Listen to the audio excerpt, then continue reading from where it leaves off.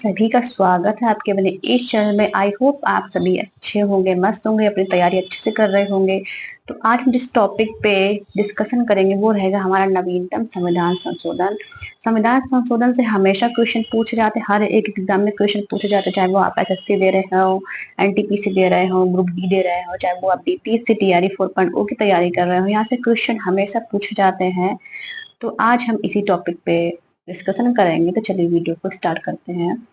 सबसे पहले देखेंगे कि जो हमारा संविधान संशोधन का अर्थ क्या होता है। इसका अर्थ क्या होता है? संविधान में बदलाव। ये किसी प्रकार को हटाने या बदलने की प्रक्रिया होती है। क्या? संविधान संशोधन।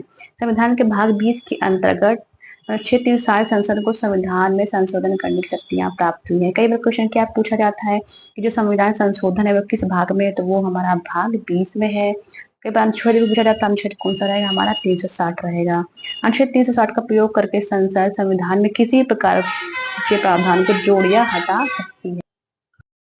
फिर हम देखते हैं कि ये संविधान संशोधन जो हमारी प्रक्रिया कौन से देश से ली गई। हमेशा क्वेश्चन पूछा जाता है, तो वो हमारी ली गई दक्षिण अफ्रीका से। ये वाला टॉपिक आप याद रखिएगा, जो भी मैंने पढ़ा भाग 103वां संविधान संशोधन देखते हैं। देखिए 103वां संविधान संशोधन में क्या है कि सार्वजनिक रोजगार में आर्थिक रूप से कमजोर वर्गों के लिए कितना 10% का आरक्षण, यानी जो हमारा ईडब्ल्यूएस है वही उसी की बात हो रही है। 10% आरक्षण कौन सा संशोधन था? 103वां संशोधन था।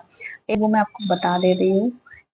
आपको सबसे पहले याद रखना है 100वां भारत और बांग्लादेश की भूमि समझौता पे, फिर 102वां, फिर 103वां, और ये ईडब्ल्यूएस वाला भी याद रखना है।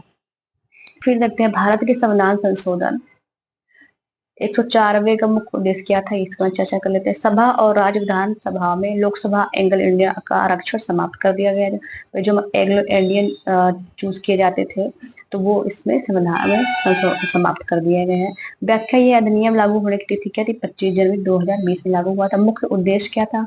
एंग्लो इंडियन समुदाय को लोकसभा और राज्य विधानसभाओं की जो 2 सीटें हुआ करती थी, जो मनोनयन होती थी, उनको समाप्त कर दिया गया। एसटी के लिए आरक्षण को 10 वर्षों तक यानी कि 2023 तक बढ़ा दिया गया था हमारे 104वें संविधान संशोधन में। ठीक है, ये व्याख्या भी कई बार पूछी जा चुकी है। ये जितने भी पॉइंट मैंने लिखाए हुए हैं, जितने मैंने नोट डाउन किए, सारे इंपॉर्टेंट है, आप इनको नोट डाउन कर लीजिएगा। चलिए आगे देखते हैं।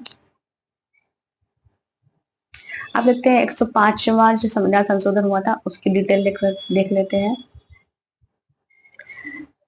ओबीसी सूची बनाने का अधिकार हुआ था। व्याख्या संसद में पारित हुआ था अगस्त 2021 से। मुख्य उद्देश्य क्या थे? राज्यों को ये अधिकार देना कि वे ओबीसी पिछड़ा की सूची खुद बना सकते हैं। पहले क्या केंद्र बनाता था, लेकिन इसके जब ये लागू हुआ था तो राज्य को दे दिया गया था। सुप्रीम कोर्ट के एक निर्णय में कहा गया था ओबीसी सूची केवल क्या राज्य तय करेगा। इसमें राज्यों का अधिकार समाप्त हो रहा था। ठीक है, इसलिए ये संविधान संशोधन लाया गया था। नेक्स्ट देखते हैं